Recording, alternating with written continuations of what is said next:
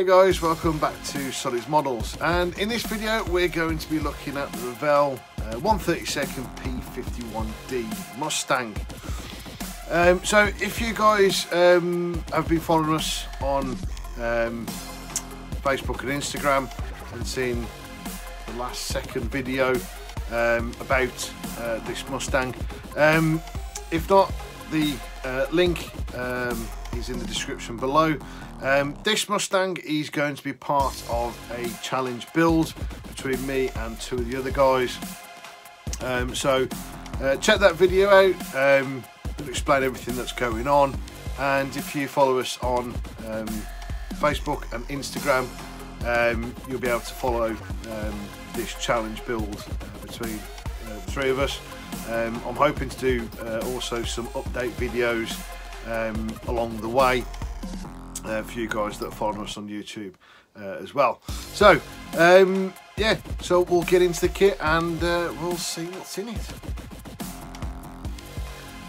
Okay, so we have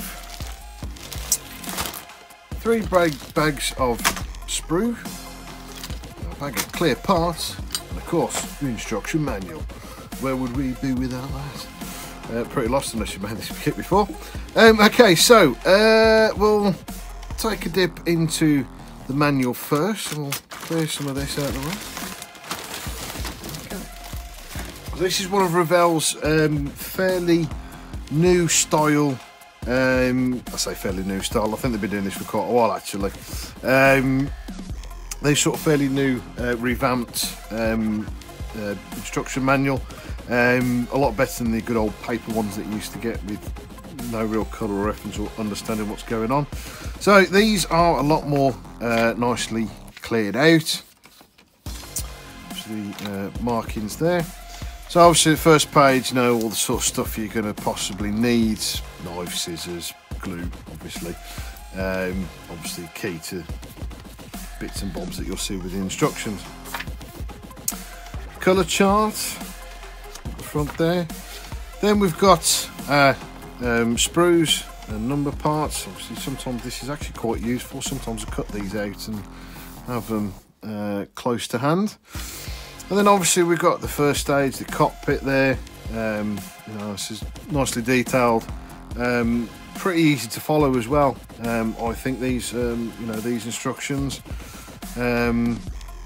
There you go, first sort of choice there: wheels up or wheels down for the tail wheel. You know, some more internal parts there.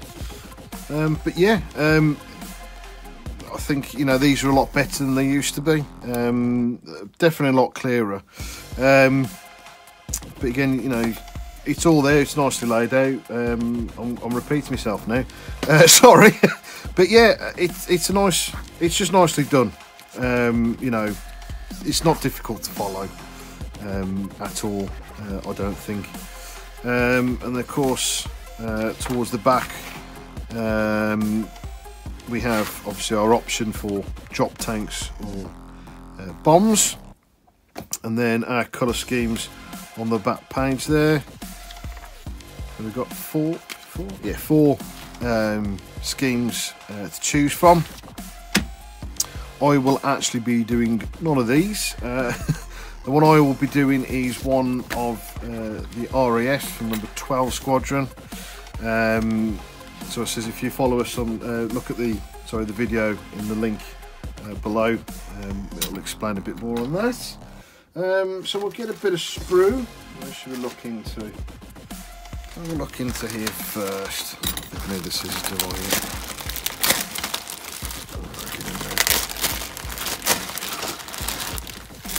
There's no pin there. Right.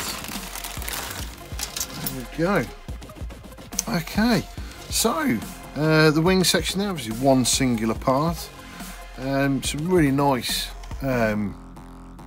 panel lines. The handles for the gun bays. Fuel filler there for the wing tanks. Yeah, quite simple in the wheel bay there. But yeah, the detail on these is pretty good. I haven't done a Revell. Well, you know, decent Revell kit for quite some time. A lot of the ones I've done recently are quite old.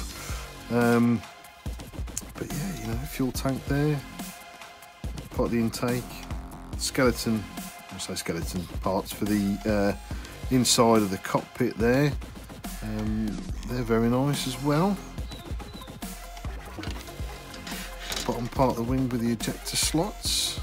Again, some nice rivet and panel lines there. Sort of quite a decent depth as well. They're not too deep and not too shallow, so you can have, you know, still a nice finish at the end of that. Let's have a look at the fuse. See how that looks.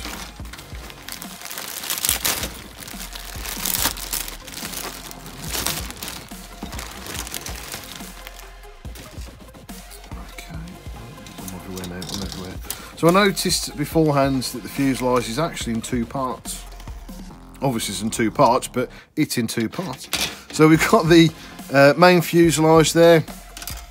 Again, very accurately done there.